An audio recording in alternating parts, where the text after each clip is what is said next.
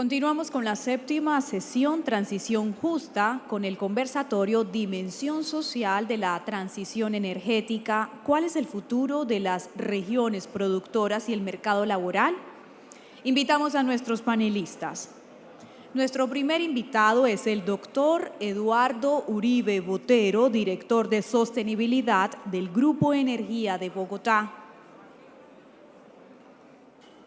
El doctor Eduardo es ingeniero agrónomo con maestría en agronomía y PhD en fertilidad de suelos tropicales. Se ha desempeñado como director de política ambiental del Departamento Nacional de Planeación, viceministro de Medio Ambiente, director del Departamento del Medio Ambiente de Bogotá, hoy Secretaría de Ambiente, fue vicepresidente de Desarrollo Sostenible de Ecopetrol. Ha sido profesor e investigador, asesor y consultor de varios organismos multilaterales, gobiernos y empresas en las áreas de sostenibilidad, estrategias, regulaciones y políticas ambientales. Invitamos también al doctor Amílcar Acosta, exministro de Minas y Energía. El doctor Acosta es economista con amplio conocimiento en temas energéticos. Cuenta con una amplia experiencia en el sector público. Fue concejal de Medellín y de Riohacha, diputado a la Asamblea de La Guajira, presidente del Congreso de la República, docente de la Universidad Externado de Colombia y miembro de número de la Academia Colombiana de Ciencias Económicas.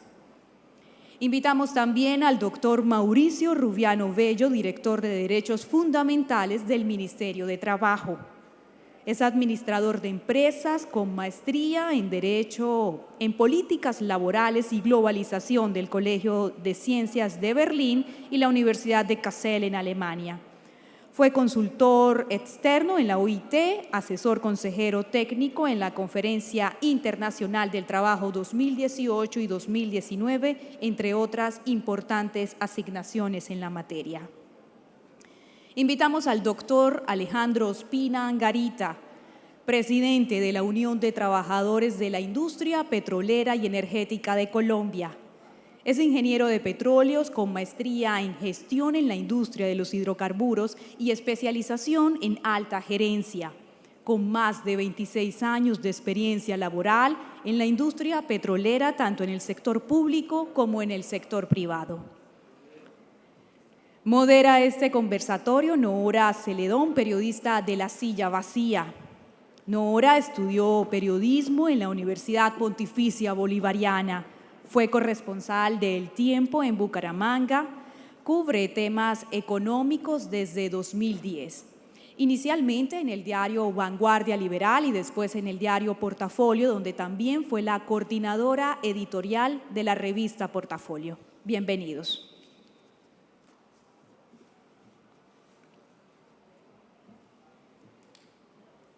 Buenos días. Primero que todo, muchas gracias a la ACP por haberme invitado a moderar este panel, que además me parece muy pertinente porque cuando hablamos de transición energética, muy poco hablamos de la dimensión social y de la dimensión laboral, lo que implica para comunidades y para regiones que durante muchos años han dependido de la industria extractiva, avanzar hacia una transición energética. Y la propuesta de la ACP es que hablemos de la transición social justa, de cómo veríamos un escenario en el que esta transición energética vaya acompañada de una transición social justa. Y quisiera empezar preguntándoles, haciendo un paneo a todos, ¿cómo ven ustedes una transición social justa? O sea, ¿qué definirían ustedes como una transición social justa cuando hablamos de energía? ¿Y qué elementos para el contexto de Colombia debería tener una transición energética que sea socialmente justa con las comunidades? Yo no sé quién quiere empezar con esta pregunta como para ir calentando. El paisano.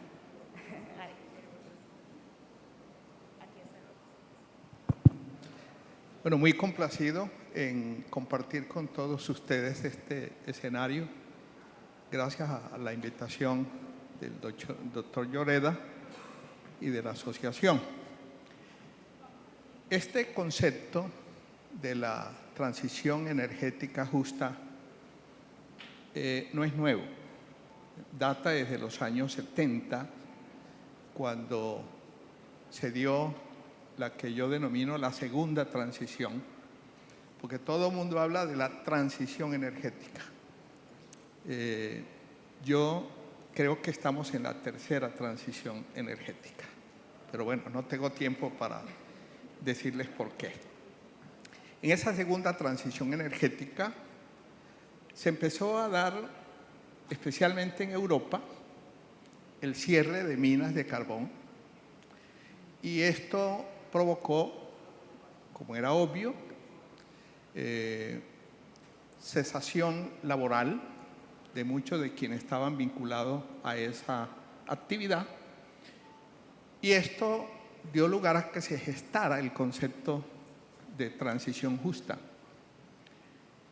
En el año 2013, con esto no quiero pisarle las mangueras a mis contertulios, la OIT, en una convención, a través de una resolución, estableció los criterios de lo que debería ser una transición justa. Y retomó este tema en el año 2015. El año pasado, en el mes de octubre, la Agencia Internacional de Energías Renovables, IRENA, firmó un convenio, un acuerdo de cooperación con la OIT a propósito de la transición justa. También este concepto de la transición justa está en el Acuerdo de París, la COP21, de finales del 2015, que entre otras cosas para Colombia, en la medida en que el Congreso de la República ratificó ese acuerdo a través de una ley, por lo tanto tiene Colombia que cumplirlo. Pero al mismo tiempo, yo digo que uno no puede hablar de transición energética solamente referida a lo que fue el Acuerdo de París, que propende por la descarbonización de la economía, sino que ese mismo año tuvo lugar también la aprobación de los 17 Objetivos del Desarrollo Sostenible, que contempla en el 7º objetivo el acceso a la energía y que esa energía sea limpia. Y a propósito de ese 7º objetivo, quiero subrayar que tenemos que leer completo el concepto, acceso a la energía limpia. ¿Por qué? Porque primero está el acceso a la energía y en lo posible que sea limpia, lo deseable es que sea limpia. Eso es como lo que pasa con el Ministerio de Ambiente, que la gente se queda nomás con el nombre Ministerio de Ambiente. No, es Ministerio de Ambiente y Desarrollo Sostenible. Ese es el nombre completo del ministerio. Entonces, además de estar ese objetivo, el 7, 32 de las metas de los Objetivos del Desarrollo Sostenible, de una u otra manera, tienen que ver con la energía. Dicho esto, tengo que decir que el objetivo primordial de la transición energética apunta a la seguridad energética. La seguridad energética no solo no riñe con la transición energética, sino que es el presupuesto de la transición energética. Y esto, se preguntarán ustedes, ¿qué tiene que ver esto con la transición justa? Muchísimo. Porque si no tenemos la seguridad, y ahora se habla más que de la seguridad, la soberanía energética, para poder satisfacer la demanda de energía del país, entramos en problemas. Y siempre que hay crisis y hay problemas, ¿quiénes son los primeros afectados? Los más vulnerables. Si no tenemos la seguridad energética, entonces esto va a significar escasez. La escasez nos conduce a precios más altos, a tarifas más altas, y ahí se está atentando contra un derecho fundamental, porque hablando de electricidad, en Colombia, por ley, la electricidad es un servicio público esencial, y por ser servicio público esencial, es un derecho fundamental de todos los colombianos. ¿Y quién debe garantizar ese derecho esencial, ese derecho fundamental? El Estado. Entonces, fundamental entonces tener la seguridad energética. Y esto lógicamente me lleva a plantear algo que es una lección que nos quedó aprendida del racionamiento eléctrico, más conocido como el apagón que tuvimos entre el año 92-93, que yo a propósito publiqué un libro que de alguna manera son mis memorias como senador de la República que me correspondió debatir a ese propósito. Lo consiguen en la red.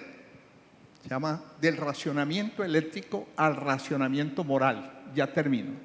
Ya se imaginarán ustedes por qué el título. ¿Y cuál fue esa lección? Que la energía más costosa es aquella de la que no se dispone justo en el momento en que se requiere. Y esa misma lección la estamos recibiendo ahora desde el viejo continente.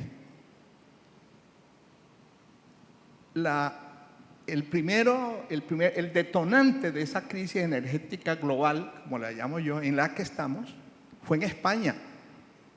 Los precios y las tarifas de energía en España están por las nubes, y ya no solo en España. Y esto está incidiendo en la inflación. El gran riesgo, la gran amenaza que tiene hoy el mundo es lo que llamamos nosotros los economistas la estanflación. En Colombia, en este momento, la electricidad, el servicio de energía, se ha incrementado un 15% por cuenta de la inflación. Y termino con esta, ya que estamos aquí jugando de local. A mí me llamaron la semana pasada a preguntarme qué estaba pasando con las facturas de energía que le estaban llegando a la gente, porque claro, aquí en época de invierno, en nuestra región, en el Caribe, hace calor, por lo tanto hay más consumo de energía. Entonces yo le explicaba, mire, es que el impacto es doble. Primero, porque se consume más energía, se consume más electricidad. Y segundo, que es lo más grave, que esto afecta más a los estratos 1, 2 y 3. ¿Por qué? Porque esos son los que están subsidiados, pero solo se subsidia el consumo básico. Y por lo tanto, el mayor consumo que esté por encima del consumo básico, se le aplica tarifa plena. Por lo tanto, las facturas que le están llegando a los usuarios 1, 2 y 3 se han elevado de una manera escandalosa. Como dice Diomedes, se la dejo ahí. Bueno, voy a repetir, seguir la ronda, pero a cada uno le voy a ir poniendo un dijecito para avanzar. Mauricio, ¿tú cómo ves una transición energética justa, socialmente justa desde el punto de vista laboral? Creo que el exministro nos ha explicado muy bien la dimensión social de esta transición, pero desde el punto de vista de transición en el trabajo, ¿cómo reconfigurar esa vocación laboral, si es deseable, si es posible, y cómo desde el Ministerio de Trabajo, qué herramientas han desarrollado para avanzar en ese sentido?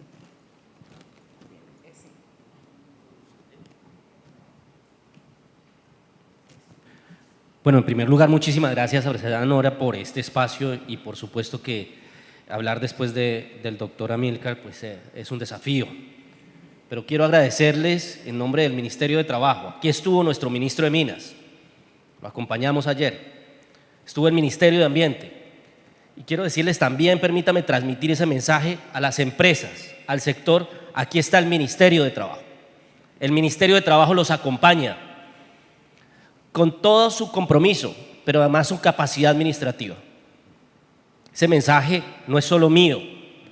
Doctor Lloreda, agradeciéndole por este espacio, que nos conocemos no de ahora, no de hace 8 días, no de hace un mes. Yo creo que ya llevamos 2 años y medio y más, apreciada Silvana, trabajando alrededor del sector, doctora Amílcar. Siempre uno tiene el desafío de decir no menciono personas porque suelo obviar personas en un saludo, pero a veces hay que hacerlo y aspiro a hacerlo en estos 3 o 4 minutos, respetando el espacio de mis colegas, saludando por supuesto al doctor Jefferson Mena, que nos acompaña, consejero. Es un honor tenerlo aquí también a usted. Por supuesto, el doctor Diego Mesa ha sido clave en nuestra articulación. El doctor Ángel Custodio Cabrera, nuestro ministro de Trabajo, nos ha orientado en un principio de relacionamiento social sostenible. Aquí hemos hablado de la sostenibilidad. La sostenibilidad es integral y la sostenibilidad también en las relaciones con la comunidad, en las relaciones con los trabajadores. Yo podría quizás también decir, doctor Rafael Guzmán, si está por aquí, conocemos Ocelote. No lo conocemos desde el escritorio, lo conocemos de haber desarrollado la primera experiencia en terreno de inspección, vigilancia y control desde el Ministerio de Trabajo. Nos fuimos con los inspectores de trabajo, los capacitamos. ¿Por qué? Porque eso blinda al sector, blinda a las empresas, le da la certeza de que estamos actuando de manera correcta en las relaciones de trabajo y también nos identifica dónde mejorar. Doctor Rafael, conocemos también allá. Hemos estado, doctor Cabrales, también allá en Puerto Gaitán. Sí está el doctor Cabrales por ahí, un saludo también. Frontera es fundamental para nosotros en el desarrollo de los territorios, porque sabemos el análisis que ha hecho la ACP respecto de cuáles son las inversiones en los territorios de exploración y explotación, nos muestra lo relevante que son los territorios. Y nos hemos metido a los territorios. Aquí está el Ministerio de Trabajo, nuestra viceministra, nuestro viceministro de Empleo y Pensiones. Aquí estamos de manera integral. Si está por ahí la doctora Liria, también un saludo. Nos ha tocado bastantes escenarios. Quizás mi desafío era si venía con corbata o no, doctor Lloreda. Me vengo con tenis porque a las 3 de la mañana salgo precisamente, venimos de Cumaral. Si está por allá la doctora Sandra, con Parex, hemos trabajado de la mano con ellos, con ustedes como empresa. Y salimos precisamente a cumplirle también a la comunidad, porque en CENIT tuvimos un problema también en Bolívar Santander. 101 días de bloqueo, 101 días de vías de hecho. Y con una perspectiva de relacionamiento responsable, consejero, logramos una propuesta sensible, trabajando con la industria, trabajando con la comunidad, con la alcaldía local, con la gobernación, con la policía, con nuestras fuerzas militares, para tener una agenda de desarrollo sostenible. O sea, hoy no tenemos vía de hecho allá, pero tenemos que ir a cumplir en una agenda de desarrollo que lleva implícita la actuación de este ministerio. No solamente como ministerio, aquí nos estamos pensando como sector Nora. Nos estamos pensando, y voy a cerrar en ese minuto porque no quiero respetar el espacio, es que el SENA hace parte de la estrategia de desarrollo Tenemos que formar la mano de obra que necesita la industria, no formar lo que no necesita para que después demanden empleabilidad y que no reconozcan que quizás también hay otros sectores que pueden aportar en esa empleabilidad. Pero integramos a la unidad administrativa de organizaciones solidarias. Es decir, si hay principios organizativos en las comunidades, queremos ayudarles en eso. Pero además creemos en la cultura de legalidad. La cultura de legalidad es un principio del relacionamiento en las relaciones de trabajo, incluso en el acceso al empleo. La unidad administrativa del Servicio Público de Empleo es la garantía de que lo estamos haciendo bien y eliminar prácticas irregulares en los territorios. Y por eso incluso el último paso que dimos fue integrar a Colpensiones. Con el presidente estamos integrando, mostrando la oferta institucional que tiene Colpensiones. Estamos pensándonos como sector. El señor presidente, a través del señor ministro, me ha delegado además la tarea de ser secretario de la Comisión de Concertación de Políticas Laborales y Salariales. Tengo esta tarea hace 6 años. El mayor desafío, la negociación del salario mínimo pasado, 10.07%. Y es el gobierno actuando, entendiendo lo que implica, agradeciendo el esfuerzo de las empresas, que logramos ese acuerdo por consenso. Desde hace más de 15 años no se lograba este consenso. El más alto en 50 años. Y además logramos el mayor incremento de salario de los servidores públicos, también por consenso. O sea, sabemos que es dialogar, sabemos que es claramente presentar posiciones sobre la mesa, y por eso el principio, Nora, respondiendo a la pregunta, está en reconocernos en la diferencia y en ser claros en el diálogo para hacer acuerdos sociales sostenibles, porque la sostenibilidad es integral, ambiental, pero también en el relacionamiento. Al final, acuerdos ciertos es estabilidad y seguridad jurídica para el sector hidrocarburos.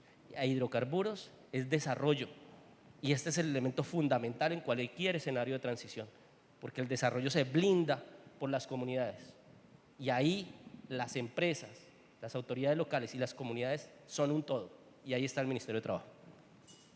Okay. Muy bien. Eduardo, ¿tú cuál consideras que deben ser esos elementos claves de esa transición? También teniendo en cuenta que representas al Grupo Energía de Bogotá, que es una empresa que lleva 120 años, más de 120 años, y que en ese periodo ha vivido una serie de transformaciones en cómo se hace el negocio, en cómo funciona la electricidad. Entonces quisiera saber desde la experiencia práctica cómo se gestiona estos cambios en términos del relacionamiento de una compañía con sus grupos de interés. Bueno, pues primero, Francisco, gracias por invitarme. Yo resumiría en esencia una transición energética como una justa, como una transición que es socialmente aceptable, que es equitativa, que distribuye los costos de manera justa y que compensa a los perdedores. Normalmente las políticas no solamente generan ganadores, las políticas también a veces generan externalidades y perdedores. Es muy importante identificarlos y compensarlos adecuadamente para que la transición sea justa. Ahora, uno tiene que empezar primero cuando piensa en transición energética en un país como Colombia, que se puso unas metas ambiciosas, tan ambiciosas como las de la Comunidad Europea, que nuestra contribución a las emisiones de gases con efecto invernadero no alcanzan el 0.5%, y que por lo tanto tenemos que tener mucho cuidado en no autoinfligirnos un daño grande, un daño social grande. En Europa, ahorita lo decía Amílcar, en España, en Francia, las chaquetas azules, en Inglaterra, en Alemania, en los Estados Unidos hay un descontento social inmenso por el precio de la energía. En Colombia estamos en una situación, digamos, política frágil, social, en la cual el país tiene que tener mucho cuidado en las decisiones de política que toma para asegurarse de que no exacerba las condiciones actuales de descontento social. Ahora, para asegurar eso, es decir, para asegurar que la transición energética sea socialmente aceptable, que no cree problemas políticos y de orden público grandes, es muy importante, digamos, las decisiones que se tomen en este gobierno y en el gobierno que entre van a ser fundamentales porque van a tener efectos de largo plazo sobre cómo consumimos energía y qué energías consumimos y cómo las generamos. Entonces, el diseño de una estrategia de transición energética justa tiene que, por supuesto, mirar cuál es la composición de esa canasta energética que va a hacer posible una transición justa. Y creo que, dadas las circunstancias de Colombia, etcétera, pues una transición energética justa es una transición que tiene una canasta diversificada de energéticos y que aprovecha los recursos de la nación, que aprovecha el gas, que aprovecha el petróleo, que aprovecha el aire, el viento y aprovecha el sol. Aquí se ha hablado de gas esta mañana, no tengo yo ninguna duda de que un elemento central para asegurar una transición energética justa es hacer pleno uso de los recursos del gas. No solamente el gas es un energético de respaldo que va a facilitar, digamos, la operación de fuentes renovables e intermitentes de energía como la solar y la eólica, sino que además el gas es un igualador social, nos iguala, nos pone, crea condiciones de equidad, obviamente los beneficios del gas sobre la salud de las mujeres, sobre la salud de las personas, sobre el bienestar de la vida. Alguien hablaba, Tomás hablaba esta mañana de la importancia del gas en muchos sentidos. Entonces, yo creo que una transición energética en un país como Colombia, si queremos que sea justa, tiene que echar mano de todos los recursos disponibles y mirando muy claramente el gas. La transición energética no consiste solamente en construir plantas de energía solar y eólica. Eso es un componente de la transición energética. La transición energética consiste también en crear un ecosistema energético que sea resiliente, que sea estable. Ahora, y finalmente, cuando se habla de transición energética justa, con frecuencia se piensa solamente en los trabajadores de los negocios de industrias fósiles, en los trabajadores del carbón, en los trabajadores del petróleo. Pero una transición energética justa, ese concepto yo creo que debe ser mucho más amplio y debe involucrar a todos los ciudadanos que pagan energía, que compran energía, bien sea para cocinar o bien sea lo que sea, para montarse en un bus. Es más barato montarse en un bus a la nación, a las ciudades les cuesta menos un bus a gas que un bus eléctrico, muchísimo menos. Entonces, creo que cuando hablamos de transición energética debemos pensar en la sociedad, no solamente en el grupo de ciudadanos que dependen laboralmente de esa industria extractiva, que de paso se ha dicho normalmente son unos privilegiados comparados con el resto de la sociedad. Entonces, pensemos, creo, sobre todo en el concepto de una transición energética justa, pensando en toda la sociedad. Y creo que es una dimensión clave que hemos identificado en este panel, pero vamos a volver un segundo al tema laboral, porque Alejandro, no podemos no hablar del tema laboral si tú eres uno de nuestros panelistas, y quisiera saber, tú o ustedes en el sindicato, ¿cómo visualizan lo que sería un mundo en esta nueva etapa en la que entra la industria energética y en particular la industria de hidrocarburos? ¿Cuál crees que debe ser el rol de una unión sindical en este nuevo mundo del que estamos hablando? Nora, muchas gracias. Pues saludar de nuevo a todos los compañeros de panel. Francisco, equipo ACP, gracias por propiciar este espacio. Colegas de esta industria en la que he podido vivir por los últimos 26 años y de la que me siento profundamente orgulloso y enamorado. Pues es difícil participar de último, pero también es bueno, porque de verdad yo creo que hay un contexto bien puesto. Yo me voy a enfocar más bien a aportar sobre eso. Porque sí, como lo dijo el doctor Amílcar, no es la primera vez que nos pasa. Cuando hablamos de transición energética, yo sí creo que estamos en el foro correcto, porque la transición energética no es más que una consecuencia de un fenómeno tremendo como el cambio climático, que además no es la primera vez que nos pasa, sino remitámonos a la época ancestral donde el hombre primitivo tuvo que dejar de cazar mamuts para aprender a cazar bisontes, porque simplemente un cambio climático, que era la glaciación, pues le cambió el mundo, y eso es lo que hoy nos está pasando. Pero también uno puede hablar de esas transiciones energéticas, doctor Amílcar, es verdad, es que hace apenas 200 años, los que hemos estudiado geología podemos hablar así, porque es que el tiempo geológico es tan largo, hace apenas 200 años el mundo solo consumía madera principalmente, y apareció el carbón, que seguramente fue una solución ambiental para la depredación de los bosques. Más tarde, como unos 100 años después, aparece el petróleo y el gas, que si hubieran habido animalistas entonces, serían fans del petróleo y del gas, porque es que salvaron al cachalote blanco de la historia de Moby Dick, ¿se acuerdan? Claro, es que la gente necesita energía para vivir, y esto nos tiene que quedar claro acá. Es que la energía no es un capricho, y perdónenme, tampoco es un simple negocio. Esto es darle vida al mundo. El mundo existe porque hay energía, si no, no existiera. Y en eso el doctor Bayón dijo algo aquí que a mí me encantó como trabajador de este sector. No, venga, esto no puede ser vergonzante. Yo no puedo contestar entre dientes que soy petrolero, porque yo le estoy aportando la energía que el mundo necesita, y eso debe enorgullecerme. Y ahí entonces el aporte que yo quiero hacer sobre la transición energética es que para mí es que no puede haber otra forma que sea justa. No, ya no vale más. Hace 200 años entre madera y carbón de pronto, hace 100 y pico entre carbón y aparición de... Pero ¿saben qué? Es que el mundo cambió.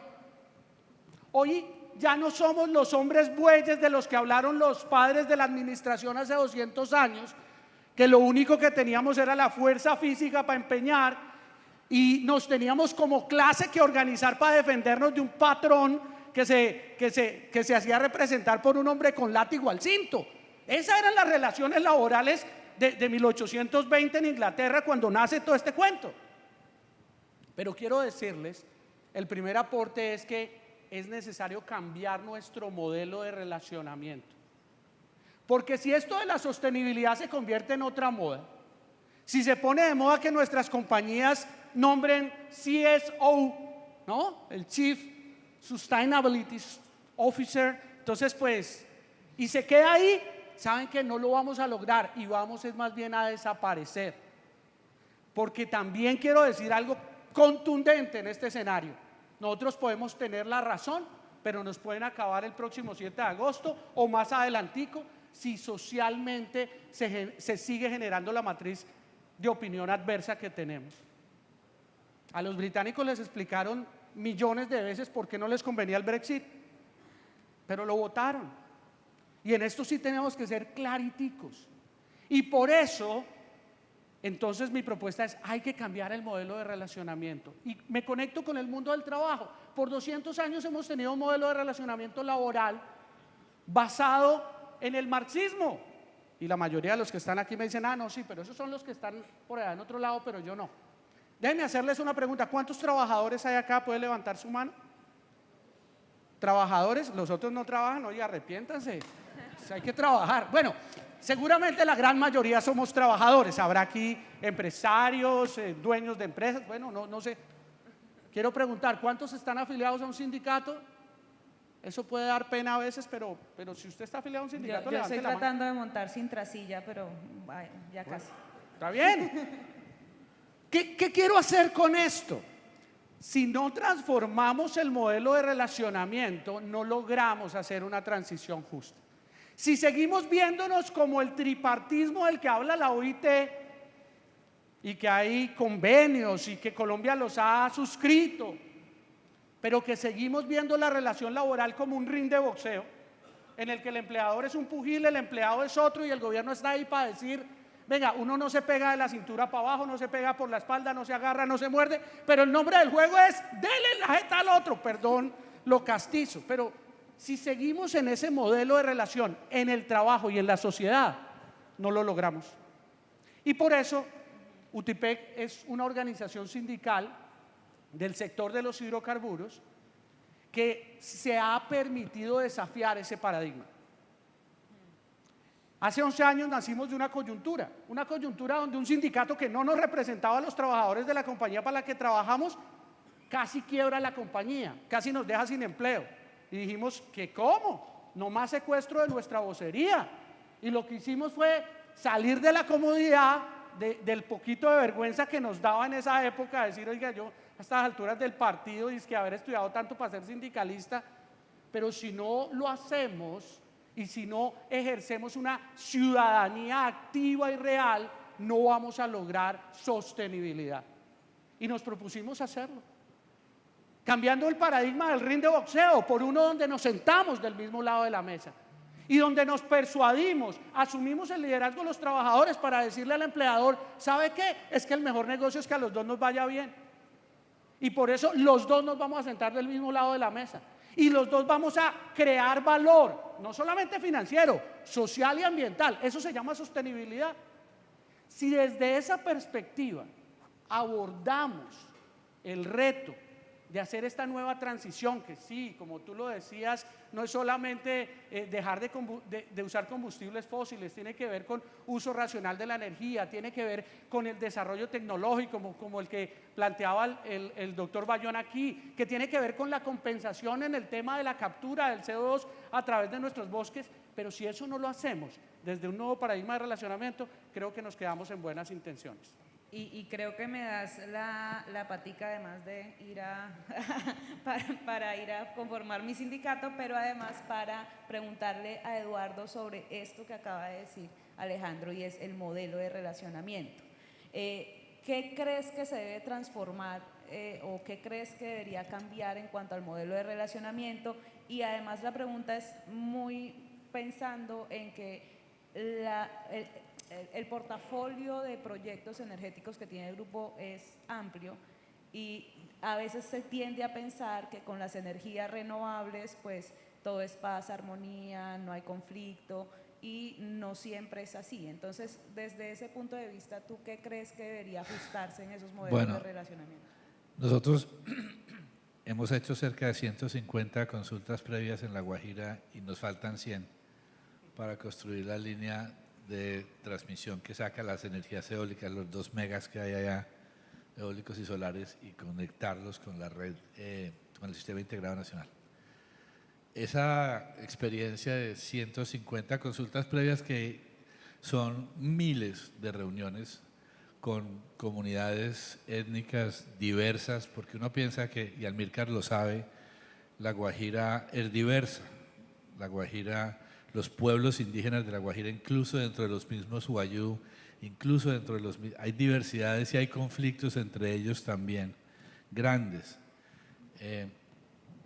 Y lo que uno aprende, obviamente, y a mí lo aprendí en Ecopetrol, donde tuve el privilegio de trabajar unos años y aprendí muchas cosas buenas, es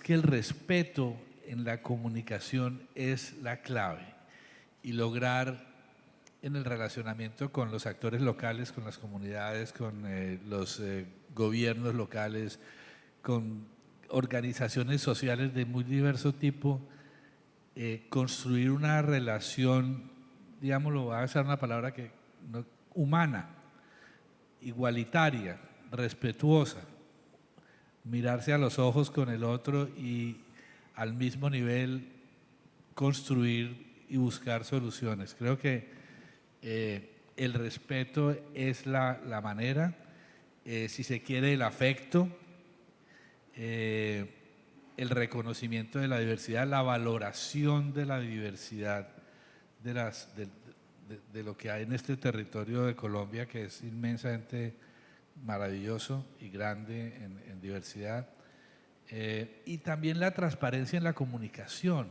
La verdad en la comunicación es muy importante, revelar toda la información que sea revelable, no tener cartas escondidas en la manga de la camisa al momento de negociar y de relacionarse con los actores locales.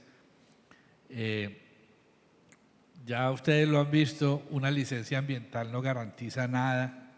Pues, digamos, sí, es útil, es necesario tenerla, pero no garantiza, no asegura la viabilidad de un proyecto, ni mucho menos.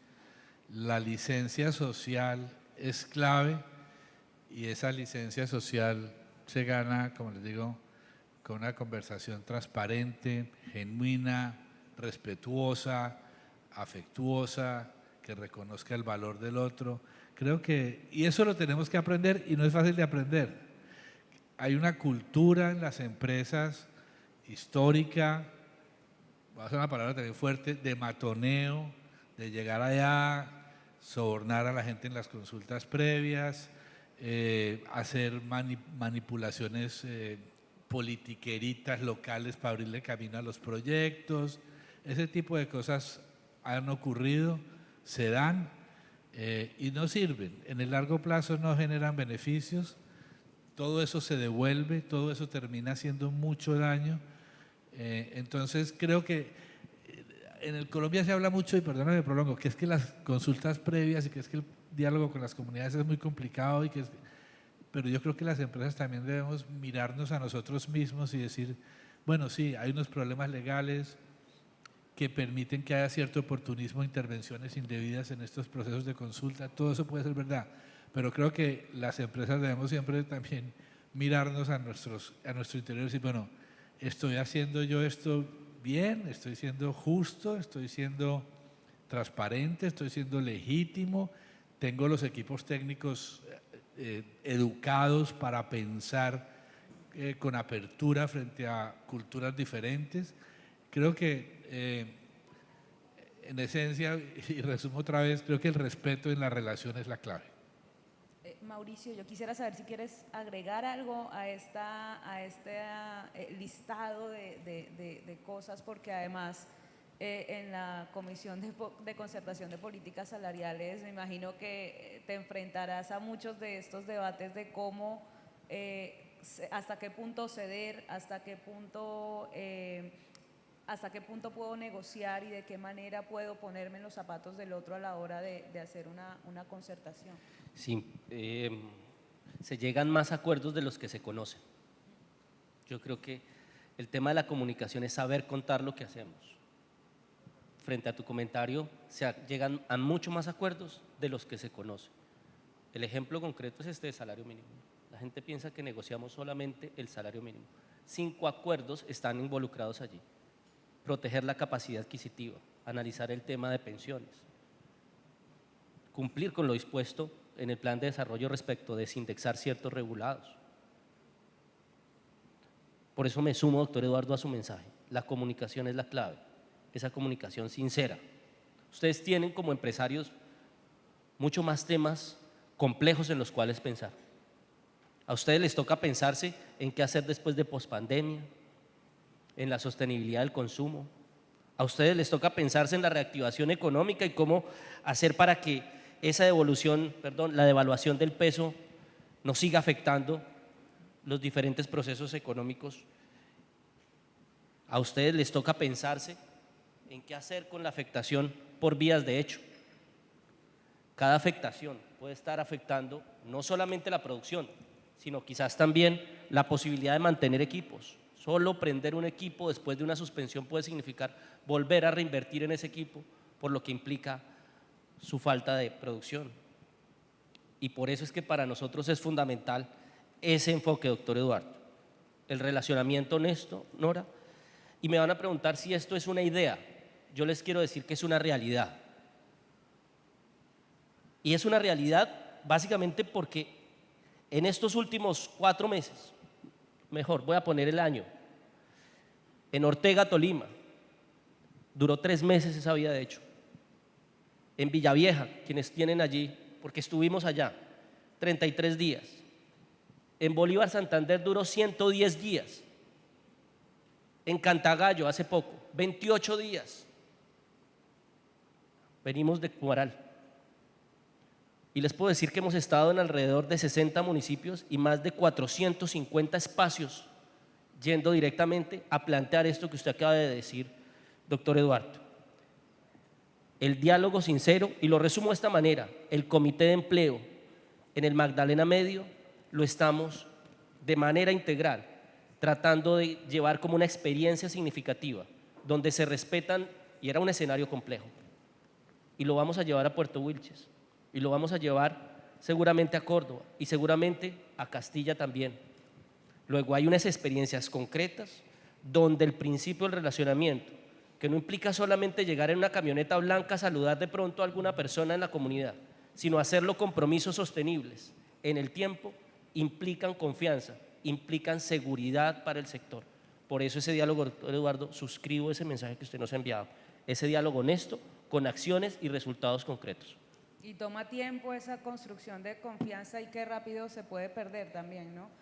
Bueno, nos quedan 3 minutos y medio y yo dejé el tema más suavecito para el final. Hemos hablado de la dimensión laboral, de la dimensión de justicia energética, de relacionamiento, pero hay una dimensión muy clave para hablar de transición energética socialmente justa, y es la dimensión fiscal.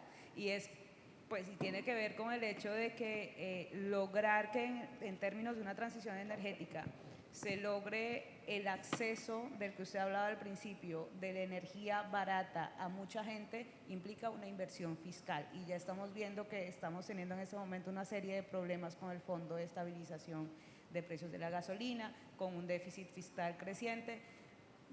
Doctora Amílcar, ¿usted cómo ve que podemos encajar o financiar de una manera creativa o diferente el hecho de que esta transición venga acompañada con justicia para los hogares que pagan sus facturas todos los meses? Bueno, en el transcurso de este foro se ha hablado de manera reiterada de que debemos hacer una transición inteligente, que debemos hacer una transición, como le llama el Nobel de Economía Stiglitz, una transición tranquila, una transición eficiente, dice él también, y advierte que si esa transición no es tranquila y es eficiente, nos podríamos ver abocados a una transición caótica, y yo añadiría traumática. Por eso yo he venido planteando, y aprovecho la oportunidad para reiterarlo acá, que yo no concibo la transición energética si no va acompasada con una estrategia de transformación productiva que diversifique nuestra economía. Hoy dependemos demasiado de la actividad extractiva, esa es la verdad. Y eso no es conveniente para la economía, ni para la sociedad, pero esa es la realidad que tenemos. Una gran dependencia de la actividad petrolera, de la actividad minera en el país. Es la fuente generadora de divisas y de ingresos para la nación y también para las entidades territoriales.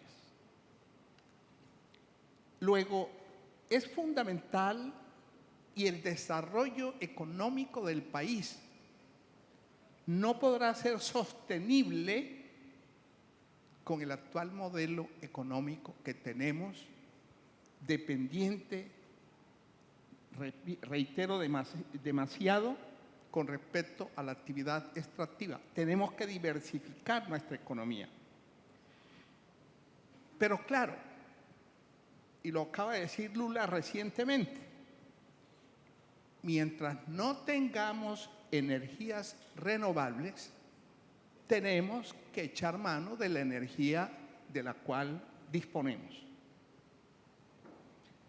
Y esto me lleva a decir lo siguiente, que alguna vez en un panel en la Universidad Sergio Arboleda le escuché a uno de mis contertulios decir que daba lo mismo producir petróleo en Colombia que importarlo, porque al fin y al cabo el petróleo que se necesitaba para refinar había que pagarlo a los precios internacionales y en dólares. Yo le dije con mucha pena, mire, la gran diferencia es que el petróleo que importemos no genera empleo. El petróleo que importemos no genera divisas. Por el contrario, nos toca buscarlas y el Banco de la República emite pesos, no emite dólares. Y además de eso, no paga regalías. Y le dije, mire, el petróleo es mejor tenerlo y no necesitarlo que necesitarlo y no tenerlo. Que peor que depender del petróleo, como efectivamente dependemos, es depender de las importaciones de petróleo. Por esto, yo considero que es fundamental que el país entienda que en este sector está la caja registradora, que es la que genera los recursos, porque es que transición energética sin recursos no es viable. Transformación productiva tampoco es viable sin recursos. Por lo tanto, esos recursos que se requieren para la transición energética y para la transformación productiva, quien genera esos recursos es este sector. De modo pues que no podemos matar la gallina de los huevos de oro. Y termino con este apunte. Es cierto que en el Acuerdo de París, en el 2015, se sentenció a muerte las energías de origen fósil. El carbón, el petróleo y el gas están sentenciados a muerte. Pero ni el carbón, ni el petróleo, ni el gas van a morir de muerte súbita. Y la discusión es si se le aplica, porque está en estado terminal, el carbón, el petróleo y el gas están en estado terminal, o le aplicamos la eutanasia o nos vamos por la vía de los cuidados paliativos. Yo me quedo con los cuidados paliativos. Se nos acabó el tiempo, pero Alejandro, creo que quieres complementar algo a lo que acaba de decir Amílcar y cerramos. Por supuesto, Nora, muchas gracias. Y sí, muy breve, yo creo que ya es momento de conclusiones. Yo creo que concretamente yo reitero mi llamado a una ciudadanía activa de todos los que tenemos un rol de esta industria, reconociéndonos como palanca y no como un obstáculo para la necesaria transición energética y la protección del ambiente y el desarrollo sostenible de nuestra nación. Claramente, esto se hace con una inversión deliberada y un poco, yo complemento una intervención previa hablando de esa relación. Hay que construir las competencias. En eso hay que ser deliberados. Yo cuando estudié ingeniería de petróleos creí que lo más difícil era poder interpretar, modelar y simular el flujo de fluidos multifásicos en medios porosos naturales o inducidos. ¿Y qué va? 26 años después me doy cuenta que el verdadero reto está ahí en el relacionamiento de los seres humanos. Y ahí es donde yo digo, no basta con crear una cultura apropiada dentro de nuestras organizaciones. Desde el Estado y desde la empresa hay que invertir para desarrollar las competencias para tener ese relacionamiento que queremos dentro de la sociedad. Y miren, insisto desde el rol de trabajador, por eso hice la pregunta al principio, es que todos somos trabajadores. Si desde el mundo del trabajo convertimos ese modelo del odio, del conflicto de clases, de poner en el spotlight siempre el conflicto, a un modelo de paz laboral. Ojalá estén recibiendo una de nuestras revistas de paz laboral para que compartan un poco más acerca de nuestra visión. Pero lo que resulta aquí es que tenemos que pasar de ser enemigos a ser cooperadores, a pasar de ser distributivos a generadores de relaciones de ganar-ganar, de poder construir verdaderamente una relación laboral sostenible para que de verdad podamos estar frente a un modelo sostenible que haga esa transición que necesitamos. Gracias. Bueno, yo creo que tuvimos un buen curso introductorio a lo que es la transición social energética sostenible. Les quiero agradecer a Eduardo, a Mauricio, a Milcar y a Alejandro por acompañarnos, y creo que nos quedó mucho tema para cortar tal vez en otro momento. Les agradezco a todos y pues seguimos con el siguiente panel. Gracias. Muchas gracias.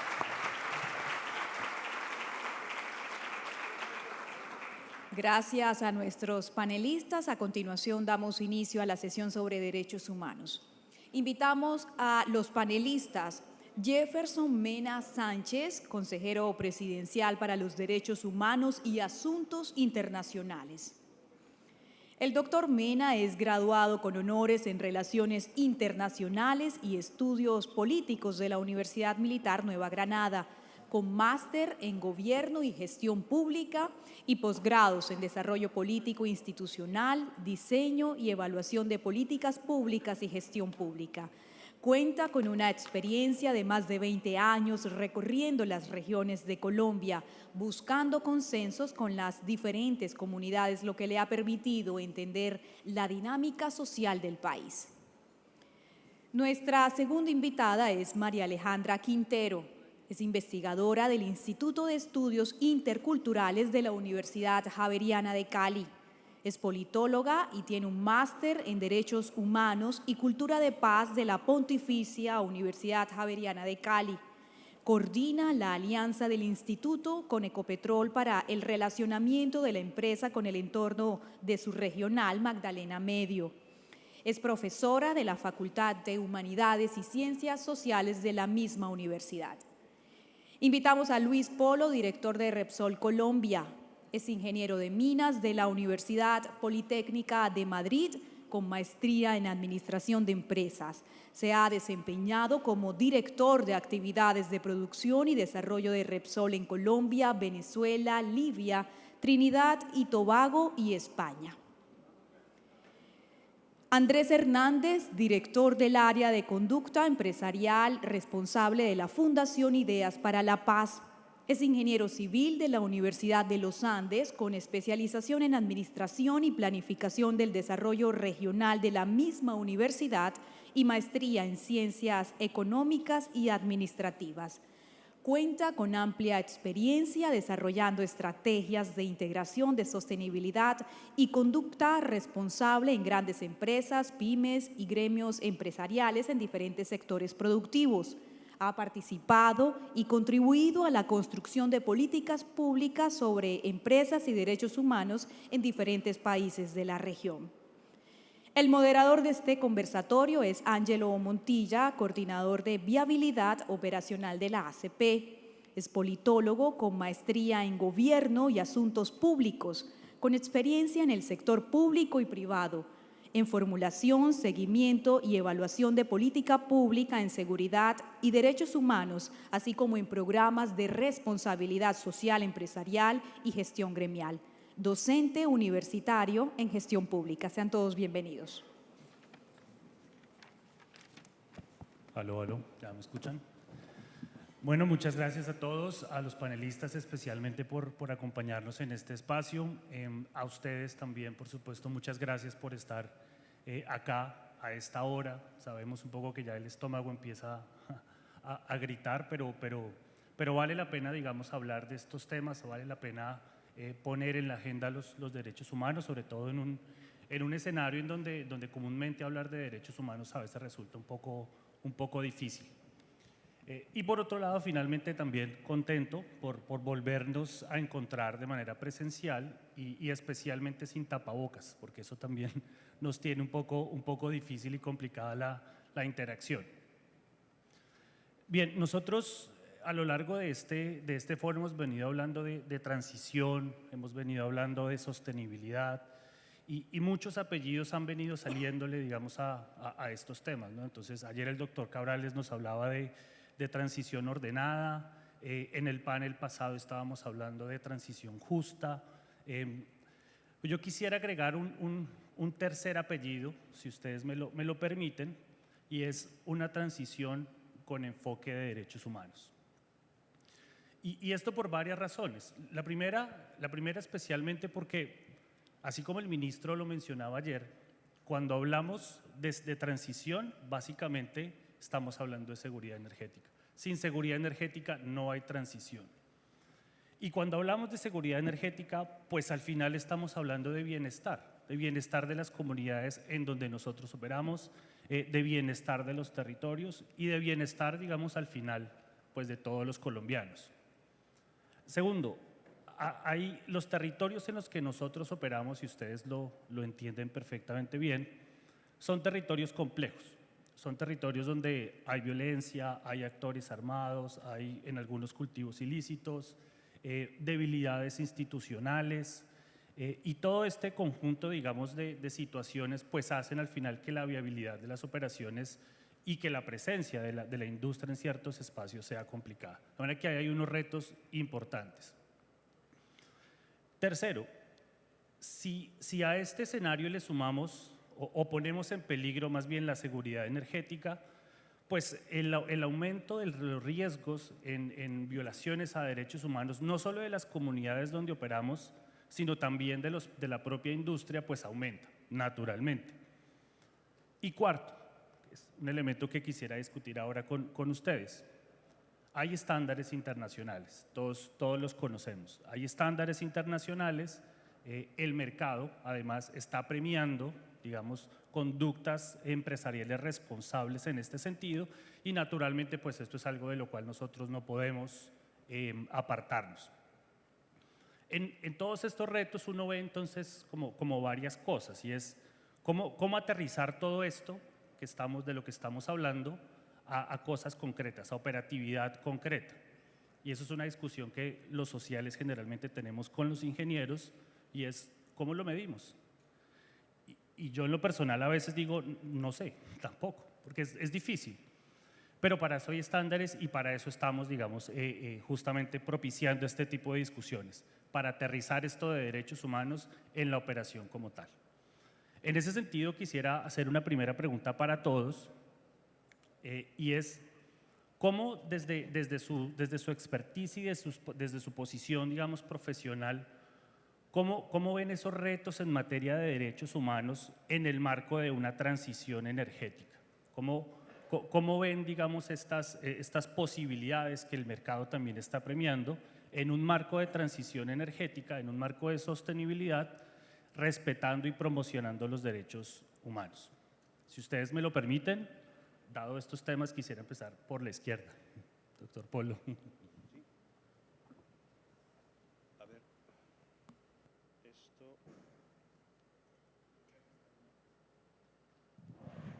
Ahora, creo que sí.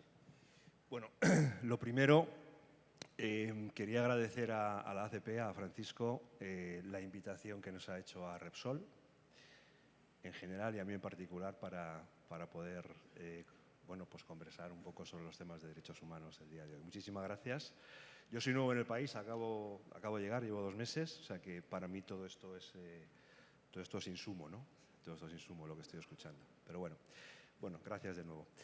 Vamos a ver, las empresas energéticas tenemos un compromiso adicional al resto de empresas de otros sectores, ¿no? Y básicamente el reto y el compromiso adicional es garantizar el desarrollo de las comunidades mediante el suministro de energía y una energía que sea en todo momento segura, eficiente y sostenible, ¿no? El marco que tenemos actualmente, que es al cual nosotros nos adherimos, el Acuerdo de París, que uno de sus puntos fundamentales era, si recordamos, era la neutralidad en emisiones de carbono para el año 2050. Nosotros nos acogimos, creo que fuimos incluso la primera compañía a finales del 2019 en públicamente comprometernos en ese sentido, ¿no? Y nuestro plan estratégico está trabajando o está diseñado en ese sentido, ¿no? De hecho, tenemos, aunque en términos absolutos no es muy relevante en comparación con otras compañías del sector, por el tamaño, pero sí es importante reseñar que el 35% de nuestras inversiones en el plan estratégico son inversiones en tecnología o en bajo carbono, básicamente. Vamos a ver, existe digamos, y se ha hablado antes aquí de ello, ¿no?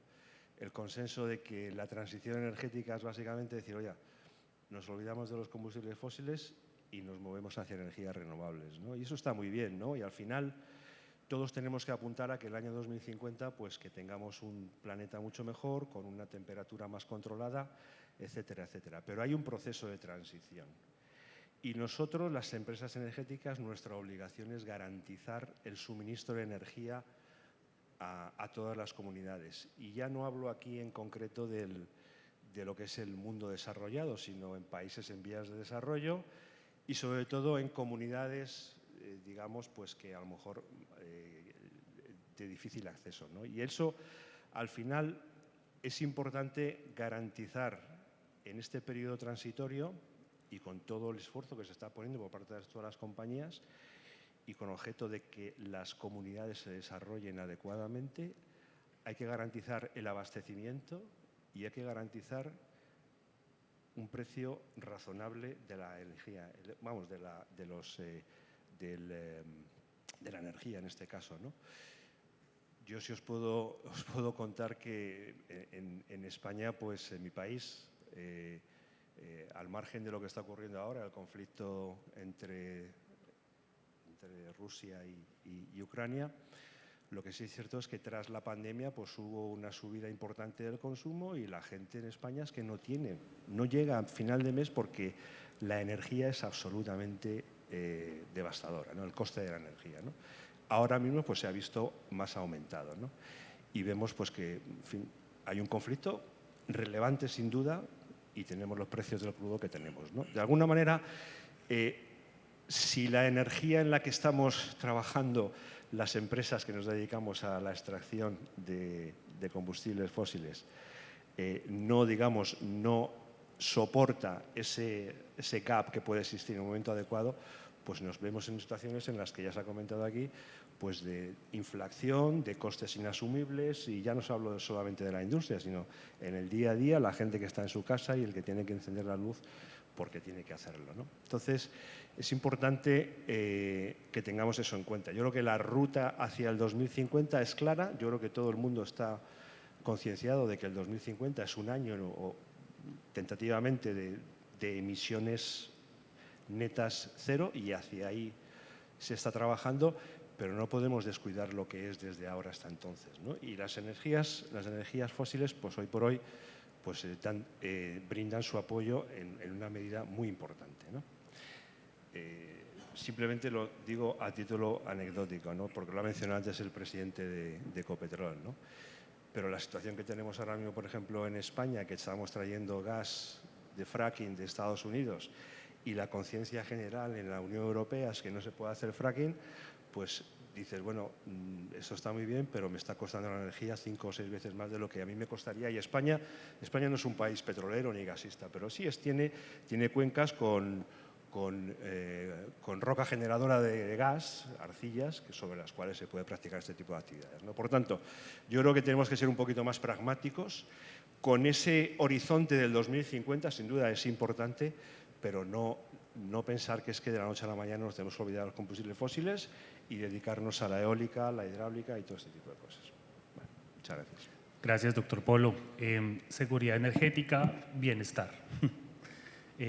Doctor consejero, ¿cómo ustedes desde la consejería ven esta transición con un enfoque de derechos? ¿Cómo ustedes la están abordando? ¿Cómo se la están pensando? Bueno, primero que todo, muchas gracias a todos. Permítanme abusar de este selecto auditorio para darle gracias a Dios por la oportunidad que me da de estar aquí hablando de este tema tan importante. Yo, doctor Lloreda, muchas gracias por la invitación. Grato verlo nuevamente después de nuestro trabajo en equipo ya hace algunos años. Yo no soy experto en petróleos, no soy experto en hidrocarburos. Pero sí tengo una expertise Yo soy experto en ese diálogo con la gente. Más de 25 años trabajando con organizaciones sociales a lo largo y ancho de este país. Dios me ha dado la oportunidad de recorrerme este país en varias oportunidades e interactuar con las diferentes organizaciones en el territorio. La verdad, lo mío es el territorio, es el pueblo, es la vereda, es esa circunscripción territorial que a veces se nos olvida un poco. Y sobre eso quiero hacer algunos aportes. Yo creo que lo primero que tenemos que hacer en esto es ver el contexto donde el desarrollo de las empresas a las que ustedes pertenecen se está dando. Un contexto complejo, difícil. Cuando uno ve todo este panorama en estos 11 municipios del Catatumbo, cuando uno ve lo que está pasando en el Putumayo, cuando uno ve las dificultades en el Caquetá, etcétera, etcétera, realmente como gobierno y como ciudadanos tenemos que estar muy agradecidos que ustedes, a pesar de las dificultades, sigan propendiendo por desarrollar esta actividad que es tan importante. Pero creo que aquí el tema fundamental, el reto que tenemos al frente, porque en estas regiones donde ustedes están y que acabo de mencionar, tenemos retos de seguridad bastante superlativos, tenemos retos de seguridad que tenemos que afrontar y que estamos afrontando con decisión gracias a la acción de nuestra fuerza pública. Tenemos que encontrar, digamos, cuál es el issue, cuál es el gran tema aquí. Y yo realmente, después de interactuar mucho con las organizaciones a nivel territorial, creo que el tema aquí es un tema que ustedes conocen muy bien, y es el tema de generar riqueza. La gente en el territorio quiere verse beneficiada de lo que ustedes hacen en el territorio. Entonces ustedes llegan al territorio con sus empresas, ¿cierto? Musculosas, potentes, simpáticas, ¿cierto? Y montan estas grandes desarrollos de exploración, luego de producción, y los vecinos de al lado, de las veredas de al lado, los ven salir, ¿cierto? En las camionetas y todo esto, y la gente lo único que quiere es tener lo mismo. O sea, esto no se trata de otra cosa, esto no se trata pues de envidias, ni ideologías, ni nada por el estilo. Esto se trata simplemente de generar riqueza. Y lógicamente, como estamos hablando de estos sectores del país tan complejos, pues lógicamente muchas veces estas comunidades son inducidas para manifestar un no querer que muchos de ellos no sienten, que muchos de ellos aplauden, pero aplauden con la esperanza de que su nivel de vida mejore con la presencia de ustedes en el territorio. Y creo que allí, si nosotros logramos definir y si nosotros logramos observar eso, creo que puede estar gran parte de la solución de la conflictividad que se genera en estos territorios cuando hablamos de la empresa de hidrocarburos. Para hablarlo de una manera más sucinta, para allá en el siglo XVIII Colombia empezó a hablar de café y se creó este gran eje el eje cafetero, y alrededor del café se creó una identidad, y alrededor de esa identidad se crearon unos desarrollos, y al nivel de ese desarrollo se crearon unos mejoramientos en los niveles de vida. Creo, si ustedes me permiten humildemente opinarles sobre esto, creo que ahí está el issue del tema. Si nosotros logramos demostrar desde el sector de hidrocarburos que somos capaces de llegar a una región y transformarla, mejorar los niveles de vida, hacer que las personas de ahí tengan riqueza,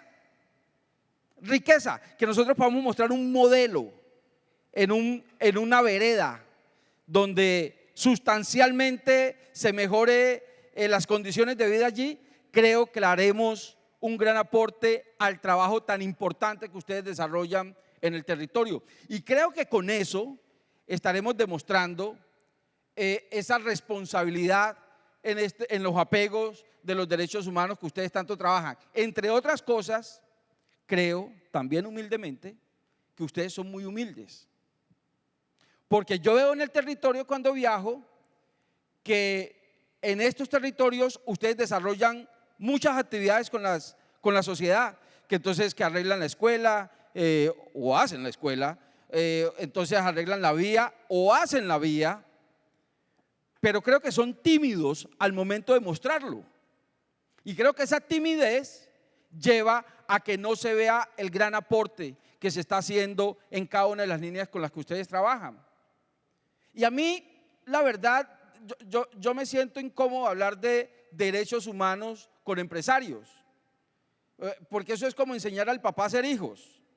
Si hay una entidad o una parte de nuestra sociedad que sabe qué significa ese término, son ustedes los empresarios. Son ustedes los empresarios. Yo lo cambio por ese término que tú utilizaste, conducta empresarial responsable, que me parece sofisticado, bonito y hasta respetuoso, ¿cierto? Y creo que ustedes en eso hacen mucho, pero creo que tenemos que tomar un piloto, tomar una parte donde se esté trabajando en este sector y desarrollarlo y hacer que la gente vea que la empresa realmente es sinónimo de riqueza para ellos. Y el día que hagamos eso, no van a haber cantos de sirena que les laven el cerebro para decirles que vayan a hacer protesta contra X o Y empresa. No van a haber, porque estoy completamente seguro, conociendo a la gente en el territorio, que ellos prefieren un mejor desarrollo personal y familiar que andar por ahí tratando de hacer huelgas y manifestaciones asusados por otro. Mil gracias, consejero. Algunos no somos tan simpáticos en esta industria, pero sí bastante tímidos. María Alejandra, desde el instituto, a propósito, saludos al profesor Manuel Ramiro, desde el instituto, ¿cómo ven esta transición en el marco de los derechos humanos? O más bien, ¿cómo ven esta transición respetuosa con los derechos humanos? Bueno, antes que nada, muchas gracias por la invitación a la Pontificia Universidad Javeriana de Cali y al Instituto de Estudios Interculturales. Por supuesto, extender un saludo de Manuel Ramiro Muñoz, director del instituto. Es una pregunta compleja, de hecho, por supuesto, tenemos que tener en cuenta que la realidad nos dice que la conflictividad social en la industria de los hidrocarburos y en general en la industria mineroenergética es vigente, ¿cierto? Cada vez crece más, de hecho, y en esa medida pensarnos en los retos que supone una transición energética respetuosa de los derechos humanos significa pensarnos que es un reto vigente, ¿sí? No podemos pensar, y por ahí en el panel anterior alguien lo decía, que porque hablemos de energías renovables la conflictividad social necesariamente va a bajar automáticamente, ¿cierto? Lo vemos, ya lo hablaban también en el panel anterior, con todos los temas que han surgido, pues seguramente con los temas de consulta previa en La Guajira, ¿cierto? Y digamos la conflictividad social que también de alguna manera se ha comenzado a emerger en este departamento con proyectos de energía renovable, ¿cierto? Entonces, en la medida en que es vigente, tenemos que seguirnos pensando los derechos humanos, tenemos que seguirnos pensando las capacidades de las empresas y, por supuesto, de la mano de las instituciones del Estado también en ese diálogo social intercultural, ¿cierto? En el cual, pues, el instituto ha venido trabajando arduamente en diferentes espacios, por supuesto. Entonces, es importante partir por mirar hacia adentro. Yo creería que ese reto debe ser abordado por continuar evaluando qué está haciendo la industria para asumir ese reto que todavía es vigente. Y sin duda alguna, uno de los primeros pasos es llevar esa necesidad de pensarse una transición energética respetuosa de los derechos humanos y que aboque por un diálogo social intercultural desde la cabeza de la empresa, ¿cierto? Nosotros vemos de alguna manera como tres grandes niveles en las empresas de la industria. Tenemos este gran nivel directivo, el nivel más gerencial y el nivel operacional de las empresas. Y sin duda alguna, lo que uno puede percibir hoy por hoy es que muchas veces estos temas sociales e incluso ambientales se quedan muy en el nivel gerencial. Es importante entonces que empecemos a pensarnos también en estrategias desde el nivel más directivo de las empresas que no solo apelen, como digo nuevamente, por lo ambiental, que de alguna manera ya ha tenido unos desarrollos importantísimos en la industria, sino también por lo social. Lo social sigue siendo muy vigente todavía, y por ahí también mencionaban este tema de la necesidad de pensarse no solamente en claves de licencias ambientales. Nosotros, de hecho, el término licencia, digamos, uno podría pensarse que tiene como un corte en un periodo de tiempo establecido. Quisiéramos pensar más en estas estrategias de largo plazo de la gestión del entorno en cuanto a lo ambiental y lo social, ¿cierto? Entonces, lo vemos como algo vigente, lo vemos como algo que se tiene que seguir trabajando desde la parte, digamos, más alta de las empresas para pensarse ese diálogo social que baja desde lo directivo hasta lo operacional, que por supuesto es muy importante también, pero también lo vemos como esa necesidad de pensarnos la incorporación de ese diálogo social o el proceso de fortalecer esas capacidades de diálogo hacia afuera, ¿cierto? Y es que todavía es importante pensarse en cómo esas capacidades de la empresa se ven de alguna manera reflejadas, ¿cierto? O se ponen en operación hacia afuera, ¿cierto? Y entonces ahí, y de pronto me estoy adelantando un poquito en el panel, pero tiene que ver con pensarnos todavía con quién estamos hablando, ¿cierto? Y no solamente hablar con ese amigo que siempre está de acuerdo con las decisiones de la empresa, sino poner en práctica, por ejemplo, esos esquemas de diálogo de contrarios, ¿cierto? Llamar al que uno de alguna manera puede concebir como el enemigo, ¿cierto? Tiene que ver con pensarnos, digamos, la vigencia o la legitimidad de los procesos participativos, ¿cierto? En esos diálogos en los que la empresa participa, por supuesto, ¿cierto? Y tiene que ver, por supuesto, también con ir más allá, digamos que si nosotros ponemos en un esquema partir por el cumplimiento exclusivo de la ley, pues ya hemos visto que solamente cumplir con la ley a veces no es, digamos, lo que necesariamente sea esa base sólida para hablar de la gestión de conflictividad social, sino que hay que pensarse en la responsabilidad social empresarial, pero entonces ahora también tenemos que pensarnos un poquito más allá en temas de sostenibilidad, de ciudadanías corporativas. Entonces, para, digamos, un poco cerrar el asunto, lo vemos como una cosa vigente, ¿cierto? Y en esa medida seguírselo pensando desde los niveles directivos de la empresa hasta el nivel operativo. Gracias, María Alejandra. En un momento volvemos con los diálogos interculturales. Por ahora, Andrés, ¿cómo pues, la FIB, ustedes vienen trabajando con estos temas desde hace ya bastante tiempo? También conocen la industria. ¿Cómo lo ven? ¿Cómo lo están viendo? Bueno, muy buenas tardes ya a todas y todos, y antes que nada también agradecer a la ACP por la invitación, en nombre de la Fundación, en nombre de María Victoria también, que no pudo venir, pero aquí estoy yo representando. Sí, digamos, en principio vemos, digamos, esta transición energética como un cambio de paradigma importante. No solamente quiere decir, y como lo mencionaban en paneles anteriores, una transición, digamos, una descarbonización, sino implica también otros ejercicios, cambios de tecnología, electrificación de ciertas industrias, etcétera. Y eso, en estos cambios, que son cambios de todas maneras vertiginosos, ¿no es cierto?, porque estamos avanzando de forma importante en ese tipo de ajustes, tenemos que tener en cuenta siempre que en el centro de estos cambios están las personas, no por tratar de evitar una catástrofe humanitaria que significaría, digamos, este proceso de calentamiento y las implicaciones que tiene en nuestra humanidad, podemos pasar por encima de las personas.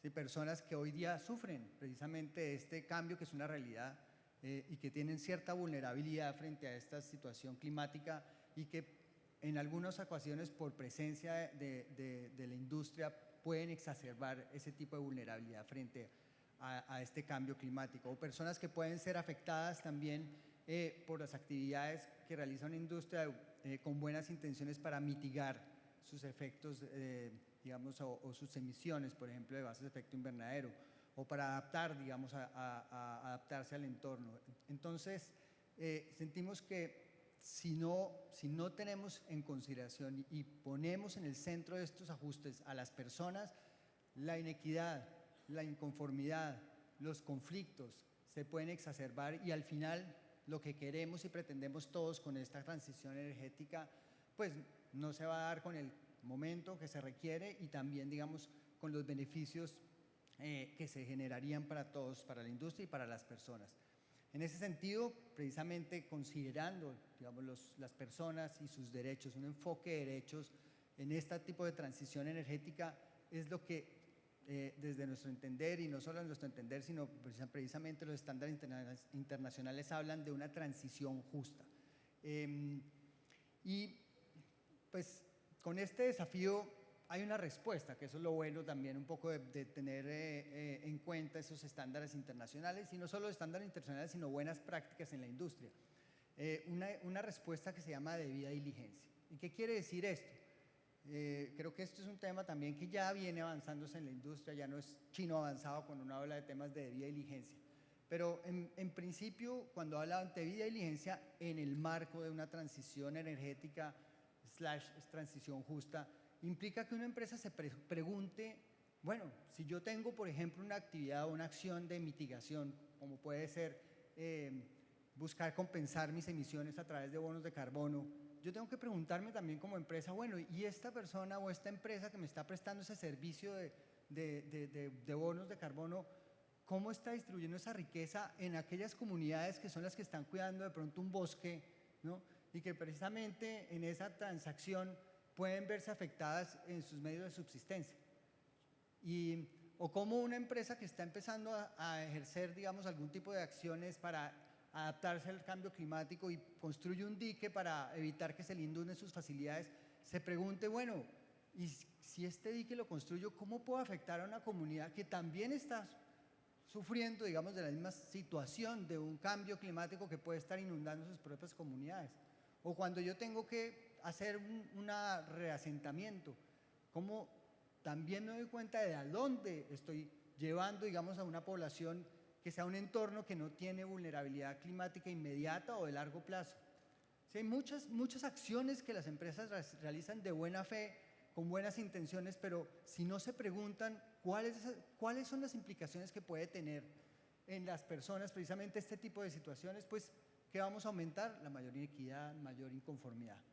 Entonces, digamos, este tema de la debida diligencia no lo digo yo les decía, lo plantean los estándares internacionales, ¿no? Los principios rectores de derechos humanos y empresa, la OCDE, ¿no? Con su guía de debida diligencia, pero también más allá, la misma COP26 habla de la importancia de la debida diligencia de derechos humanos para una transición justa, e inclusive insta a reforzar esos procesos que se están dando hoy día, que parecen lejanos porque la Unión Europea ya está planteando leyes y regulación en materia de debida diligencia obligatoria, insta a los otros gobiernos a que sigan ese ejemplo.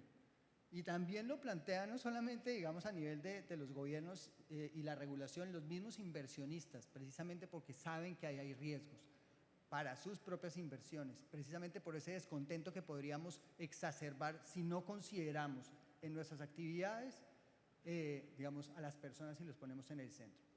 Entonces, para finalizar así frente a este tema, la industria ha avanzado en este tema de debida diligencia. Sabemos que hay compromisos frente a los derechos humanos, procesos de debida diligencia en marcha. Sin embargo, nos falta, digamos, sobre todo en términos de resultados efectivos para las personas. Y nuevamente no lo digo yo, lo dicen los benchmark internacionales. Ahí hay un gap. Entonces tenemos doble desafío. Uno, realmente integrar la debida diligencia en estas acciones que implican esta transición, ¿no es cierto?, para que sea una transición justa, y lograr que además esas acciones generen un resultado efectivo para las personas. Gracias, Andrés. Importante, como lo mencionaba también el doctor Bayón hace un rato, identificar y medir. A propósito de esos gaps que menciona Andrés y Luis un poco, hay presiones internacionales y vienen presiones muy fuertes internacionales, especialmente en materia de vulneraciones a derechos humanos, etcétera. Y muchas de estas presiones, entre otras, desconocen un poco lo que mencionaba Andrés de las acciones y de lo que las empresas vienen haciendo en materia de debida diligencia. ¿Cómo desde Repsol lo vienen haciendo? ¿Qué resultados han obtenido en ese sentido? Vamos a ver, nosotros en Repsol estamos convencidos que las empresas, ya sean energéticas o no energéticas, tienen que ser agentes de cambio cuando hablamos de preservar los derechos humanos, en el respeto a los derechos humanos, ¿no? Nosotros, desde el año 2002, nos adherimos a los principios del Pacto Mundial de las Naciones Unidas y a partir de aquel entonces pues hemos desarrollado, elaborado mucha normativa referente a temas dentro de nuestra normativa interna sobre temas de derechos humanos, hasta el punto que desde el 2008 y al más alto nivel de la compañía tenemos una política de derechos humanos, ¿no? Como sabéis, en el 2011 surgieron lo ha mencionado antes, los principios rectores para la empresa de los derechos humanos, a los cuales nosotros también lo hemos tomado un poco como modelo en cuanto a la utilización de la debida diligencia en los procesos de recursos humanos dentro de lo que es nuestro proceso como modelo de gestión, con el objeto de, allá donde vayamos a operar, pues hacer una identificación, una prevención, una mitigación de riesgos y, adicionalmente, pues establecer los mecanismos de reparación, los mecanismos para reparar posibles vulneraciones a los derechos humanos que haya, ¿no? Aquí en Colombia tenemos un caso que incluso se ha presentado en Bruselas, en la Comunidad Europea, en el año 2019, ¿no? Y fue una situación en la que Repsol tenía un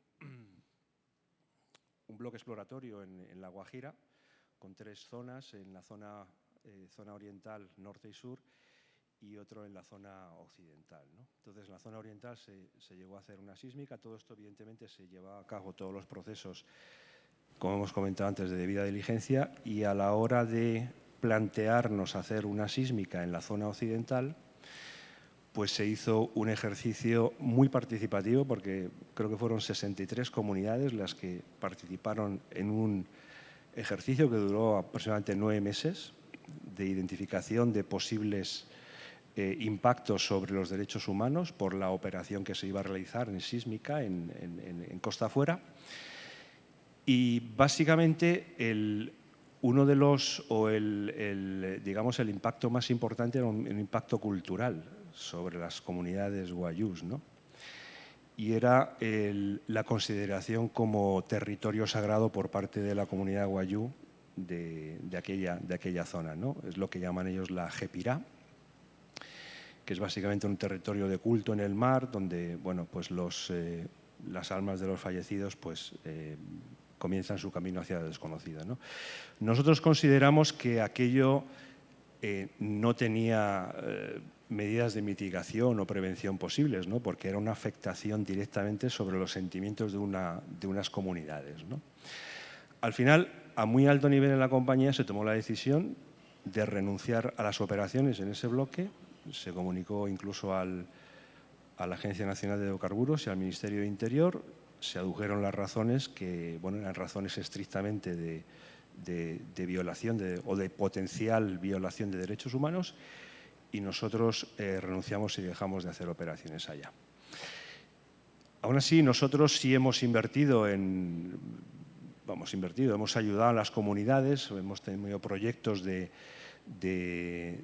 fabricación de estanques de agua para proveer de agua a las comunidades. Esto se hizo en el año 2019 y bueno, pues ese es un poco el tema, ¿no? La verdad es que el año pasado la compañía, y coincidiendo con el 10º aniversario de los principios rectores, pues publicó un libro que se titula Los derechos humanos y Repsol, donde ahí, bueno, pues se da más detalles sobre cuáles son nuestras prácticas, ejemplos y cómo operamos en todos los países en los que estamos presentes, ¿no? A todos vosotros se os ha facilitado, creo que cuando habéis llegado al Congreso, este libro, y en la primera página pues tenéis un código QR abajo a la derecha, donde podéis descargaros el libro para vuestra revisión o para vuestra lectura. ¿De acuerdo? Gracias. Muchas gracias. Creo que es un muy buen ejemplo para mostrar que lo operacional y lo social sí pueden ir de la mano. Consejero, a propósito de lo que usted mencionaba hace un rato, que usted es un hombre de territorio, que usted es un hombre digamos, que están veredas, municipios constantemente. Y de manera paralela sabemos que está la política nacional, digamos, de derechos humanos, el plan nacional, etcétera. ¿Cómo territorializar, digamos, la política que existe actualmente en empresa y derechos humanos? ¿Cómo llevar eso a territorio? ¿Cómo no dejarlo, digamos, como en un discurso vacío? Yo creo que aquí en Colombia, de cierto tiempo hacia acá, nos hemos vuelto expertos en ver el vaso medio vacío en vez de medio lleno. Entonces, somos expertos en fustigarnos, ¿cierto? Y nos falta, y nos falta, y nos falta. Pero miren, en este tema de empresa y derechos humanos, ¿sabían ustedes que Colombia es un referente a nivel mundial en responsabilidad empresarial, digamos, respetuosa y adecuada? Hace poco, Naciones Unidas le pidió al país formalmente que fuéramos el epicentro, que fuéramos la sede del Foro Regional de Empresas y Derechos Humanos. Y entonces yo me reuní con ellos y les pregunté, oiga, ¿y por qué nosotros? Y nos dijeron, mire, lo que sucede es que ustedes en la región son líderes en este tema. Y yo decía, wow. Pero entonces yo creo que son esas cosas que tenemos que impulsar y saber para que, no para decir que las cosas ya están bien, que ya está todo perfecto y que no hace falta nada más, no, pero al menos para saber que vamos por el camino indicado, que vamos por el camino correcto. Sí, hacen falta cosas y ahí las tenemos que ir ajustando. Este tema de la responsabilidad, de la conducta empresarial responsable, el día miércoles, creo, viajo a Toronto a confirmar el compromiso de este gobierno en esa conducta empresarial responsable, en seguir trabajando en esta interlocución entre empresa y comunidad para que entre empresa y comunidad miremos cuál es la mejor forma de que el territorio se vea beneficiado con lo que ustedes hacen. Y estuve en La Guajira con su empresa. Allá estuvimos y vimos el pozo y también vimos una cosa muy bonita que están haciendo, que es la conversión del ambiente en agua, ¿cierto? En una comunidad. Son iniciativas muy importantes, pero creo que aquí la gran labor está en trabajar con la comunidad, en sentarse con la comunidad, en preguntarle a la comunidad, oiga, ¿usted qué espera de que yo esté aquí? ¿Cuáles son sus expectativas? Y luego decirle a la comunidad, mire, yo realmente le puedo cumplir con estas expectativas que usted tiene, con las otras no, pero construir con ellos, eso manda el mensaje adecuado de respeto, manda el mensaje adecuado de apertura, manda el mensaje adecuado de conocer el territorio, porque hay que reconocer que ellos lo conocen mejor que nosotros, ¿cierto? Manda el mensaje adecuado de saber qué se puede hacer y qué no se puede hacer en estos territorios de las comunidades indígenas que para ellos son sagrados, saber hasta dónde se puede llegar y hasta dónde no se puede llegar. La clave aquí es comunicación. La clave aquí es hablar con la comunidad y hacerle ver a la comunidad que esto es un gana-gana, que la empresa lógicamente va a ganar, pero también ellos se van a ver beneficiados con el rendimiento de la empresa y que va a transformar vidas, Usted logra eso y usted le pega ahí a cualquiera de los 30 artículos de la Carta de los Derechos Humanos, a cualquiera. Y usted muestra ahí un acto responsable y usted muestra ahí una capacidad de escuchar al otro y de construir con el otro. Yo creo que, lo decía anteriormente, ustedes realizan mucho trabajo social en el territorio, mucho, pero tenemos que enfocarnos en realizar trabajo social que transforme una comunidad, que transforme el territorio, que transforme esa vereda y que ellos vean que esto es una relación, que esta empresa de hidrocarburos no solamente le interesa la riqueza, sino que también le interesa la gente, el pueblo, la comunidad que está allá. Y si nosotros logramos ese balance, creo que vamos a ser muy exitosos. Y por último, creo que a pesar de los desafíos que tenemos en algunas veredas, en algunas comunidades en el país en términos de seguridad, creo que Colombia tiene bien ganado este título de ser un referente para el tema, para el desarrollo de empresas y de derechos humanos en la región. Y creo además, y aquí no quiero sobarle la solapa a nadie, creo además que ustedes son un ejemplo. Que ustedes son un ejemplo. Lo que ustedes hacen en el territorio es importante, toca profundizar, toca mejorar, toca mirar mejores canales, toca mirar cómo actuamos ante la coyuntura. Pero creo que Colombia ha tomado muy en serio este tema de conducta empresarial responsable. Yo donde voy me reúno con las cámaras de comercio y es impresionante todo lo que las cámaras de comercio están haciendo a través de las empresas, pero también es muy impresionante lo que ustedes están haciendo en el territorio. Y aquí está un espaldarazo de este gobierno, que es amigo de la empresa, que es amigo de lo que ustedes hacen en el territorio para continuarlos apoyando y acompañándolos. Muchas gracias. Gracias, consejero. Importantes anuncios los que nos hace en este escenario.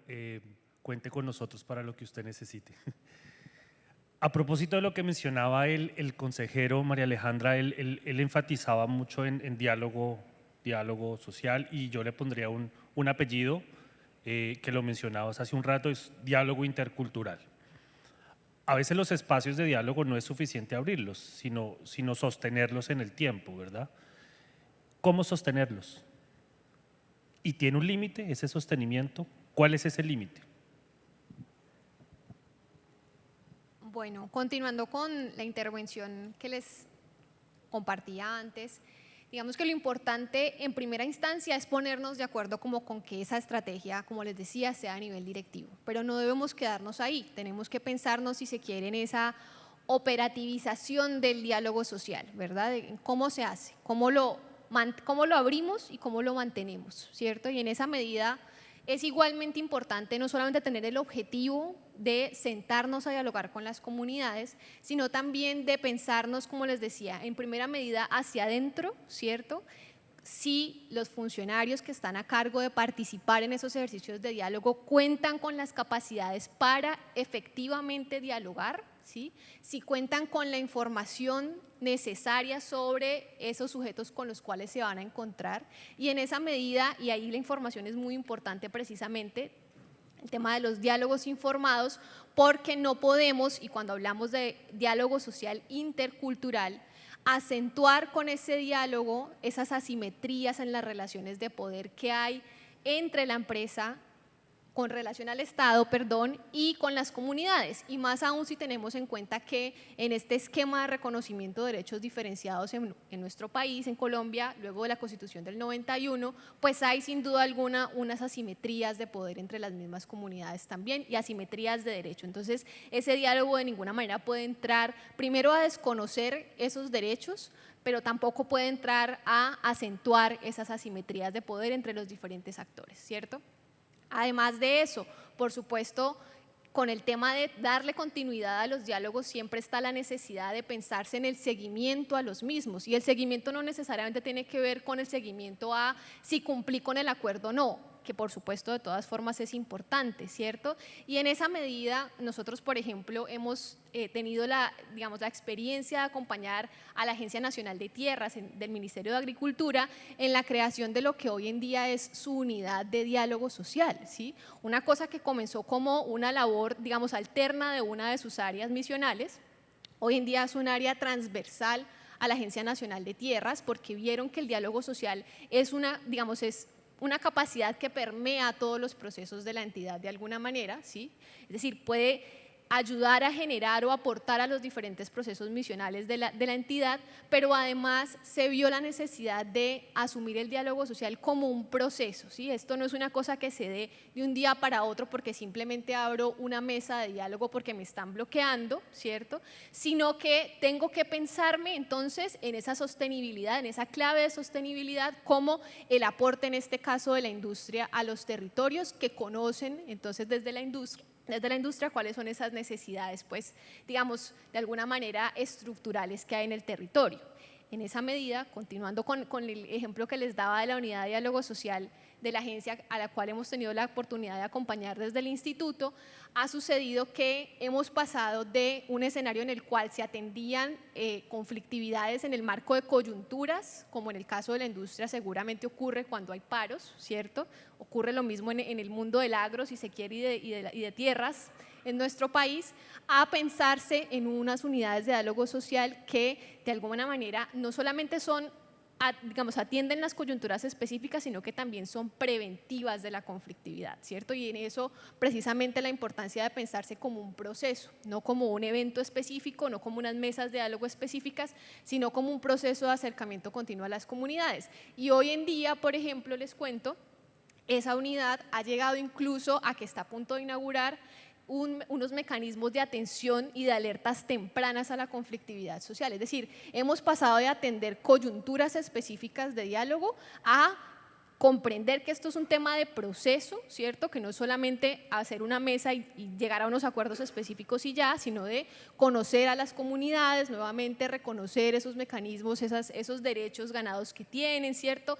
Esa legitimidad que hay detrás de la participación, más allá de pensarnos solamente lo que nos dice la ley, ¿sí? Para ser lo más inclusivos posibles de alguna manera, sino también en llegar incluso a ser preventivos, ¿sí? A desarrollar mecanismos de atención, de alertas tempranas a la conflictividad y por tanto, digamos, para aunar aún más esfuerzos a ese ejercicio de proceso de diálogo social. Ahora, en cuanto a los límites, por supuesto, siempre es una pregunta de fondo, digamos, es una cosa que uno escucha mucho en la industria y es ¿hasta dónde debo llegar? ¿Sí? No hay una respuesta lastimosamente específica para decir hasta aquí llega el límite. Sin embargo, es importante tener en cuenta que cuando hablamos, por ejemplo, de un proyecto que llega al territorio, pues el límite como mínimo debería ser como mínimo la duración del proyecto. Y eso que deberíamos pensarnos incluso en el postproyecto, si se quiere, ¿cierto? Entonces, importante pensarse nuevamente no solamente como ese buen vecino de que nos dice la responsabilidad social empresarial, un buen vecino con buena reputación, sino a la empresa, ¿cierto? A la industria como parte de ese proceso, digamos, de desarrollo que hay en el territorio. Como les decía yo, avanzar hacia la sostenibilidad y hacia pensarnos incluso una ciudadanía corporativa que hace parte integral de ese territorio. Creería yo que dejo hasta ahí.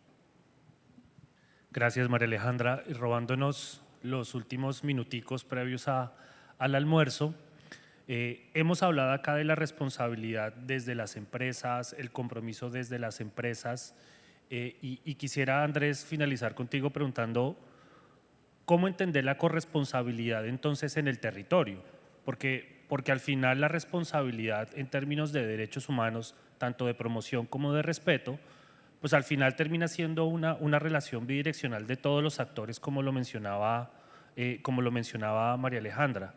¿Cómo entender esa corresponsabilidad por el respeto y la promoción de los derechos humanos en el territorio? Bueno, muchas gracias y disculpen retrasar un poco su salida al almuerzo, pero voy a ser breve en ese sentido. En todo caso, quiero volver a referirme a los estándares. ¿Y por qué los estándares? Nuevamente, porque es la forma como están evaluando el desempeño de la industria y de sus empresas. Así que es importante, digamos, ponerle atención a lo que dicen los estándares. Y finalmente, digamos, uno también de las ventajas y virtudes de este tipo de estándares, por ejemplo, los principios rectores, que plantea la diferencia y los roles y responsabilidades frente a esta agenda. ¿Sí? El Estado tiene el deber de proteger y de garantizar el derecho. Las empresas tienen la responsabilidad de respetar derechos humanos y aquí viene una palabra importante, a lo largo de su cadena de valor. ¿Sí? Entonces aquí hay un primer elemento, ¿no? Es decir, quiere decir que una empresa debe velar porque sus actividades directas no generan vulneraciones o afectan derechos, pero también debe ejercer una influencia y un control hacia sus socios comerciales para que ellos también respeten los derechos humanos. Entonces ahí hay un primer nivel de concurrencia de actores y de acciones importantes para garantizar que se respetan los derechos humanos. Pero hay otro elemento importante que plantean los principios rectores en particular, y es que una empresa debe respetar los derechos a pesar, y ahí volvemos al punto en el territorio, en que el Estado sea débil, en que el Estado de pronto tenga debilidad precisamente en ese deber que tiene de garantizar, de proteger los derechos. Entonces, ese es otro elemento, digamos, importante, porque finalmente es una decisión empresarial el llegar a un territorio a pesar de esa situación, a pesar de esa debilidad existente. Y esa es una de las circunstancias que normalmente empresas como ustedes se encuentran siempre en el territorio, ¿no? Una debilidad que además trae otro tipo de situaciones, ¿no? Conlleva otro tipo de situaciones que la misma OCDE llama como problemas sistémicos, ¿no? Y ya lo han mencionado muchos de ustedes en los paneles anteriores también, problemas como la pobreza extrema, que puede generar obviamente la aparición de trabajo infantil en la cadena de valor, o problemas de grupos criminales, economías ilícitas, problemas de informalidad, que puede generar también vulneración de derechos en la cadena de valor. ¿Sí? Son problemas sistémicos a los que una empresa pues, se ve abocada a lidiar, a pesar de que no está en el control directo, obviamente, que no es la causa de una acción empresarial, pues significa de todas maneras que son condiciones del contexto que pueden aumentar la probabilidad de que se generen algún tipo de afectación de derechos en las actividades propias o en las actividades de la cadena de valor. Y nuevamente, otra vez, la buena noticia es que ahí los estándares también plantean una forma de abordar esa dificultad y ese desafío, es un desafío definitivamente. Y le ayuda a través de esta metodología de la debida diligencia precisamente a identificar, bueno, ¿hasta dónde va mi responsabilidad como empresa directa? ¿Hasta dónde está la responsabilidad de mis socios comerciales? Que yo pueda tener una responsabilidad de ejercer influencia y control, pero no estoy reemplazando responsabilidades. Y hasta dónde también me lleva a identificar dónde hay una falencia precisamente de ese gobierno local en cumplir ese deber para, digamos, motivar y movilizar. La debida diligencia me ayuda a identificar también cuál es el riesgo que hay a partir, digamos, de todas estas actividades que ejecuta la empresa, la cadena, en ese contexto en particular. Y sobre ese valor de ese riesgo, ¿no? Pensando el riesgo en las personas, puedo priorizar y puedo tener una justificación también de negocio para decir, tengo que influenciar, tengo que motivar a que a otros actores se involucren en atender ese tipo de problemas sistémicos que están ahí, porque es en mi interés, en el interés de las personas y en el interés naturalmente de esos otros actores. Y también la debida diligencia, precisamente en este involucramiento que hay para identificar esos riesgos, puede identificar también ideas, acciones que ya están sucediendo en el territorio, ¿no? Iniciativas donde yo puedo pues, apalancarme fácilmente, donde concurren otros actores, donde concurren otras acciones para superar ese tipo de problemas sistémicos que no le corresponde ni le compete, digamos, hacerlo a la empresa directamente, pero que sí es en el interés, a partir de un ejercicio como estos, de lograr y contribuir a fortalecer y a superar ese tipo de problemas, porque nuevamente pueden implicar también vínculos con vulneraciones de derechos humanos que al final me pueden poner también aprietos como empresa, ¿no? Frente a mi negocio, frente a mi relación con el entorno y frente a mi relación con estos otros actores importantes, inversionistas, el Estado, los mercados internacionales. Entonces, sí, efectivamente ahí hay métodos, hay formas de, pero lo más importante precisamente es buscar esa guía que plantean los estándares internacionales y precisamente también volviendo a resaltar el involucramiento con estas partes interesadas, con esos grupos que están en el territorio para entender realmente cómo esas acciones pueden afectarlos, pero también escucharlos, cómo podemos volvernos, digamos, actores conjuntos y apoyar y contribuir al desarrollo sostenible de una región que permita precisamente que se eviten este tipo de vulneraciones y naturalmente pues generemos un entorno viable para los negocios y para las personas que habitan en ellos. Muchas gracias, Andrés. Como ven, en el marco de la transición, de la sostenibilidad, los retos para esta industria no paran. Seguimos con muchos retos, pero también tenemos respuestas. Debida diligencia es un camino, conducta empresarial responsable es un camino, la simbiosis entre operación y los temas sociales es importante, los diálogos interculturales, de manera que de aquí en adelante, y esperando el próximo foro, señor consejero, pues acá el debate sigue abierto. Nosotros seguimos dando estas discusiones tanto internas como hacia afuera. Y bueno, creo que sin más que mencionar, muchas gracias a los panelistas por haber aceptado esta invitación, a todos ustedes también por estar a esta hora hablando de derechos humanos y de debida diligencia. Muchas gracias.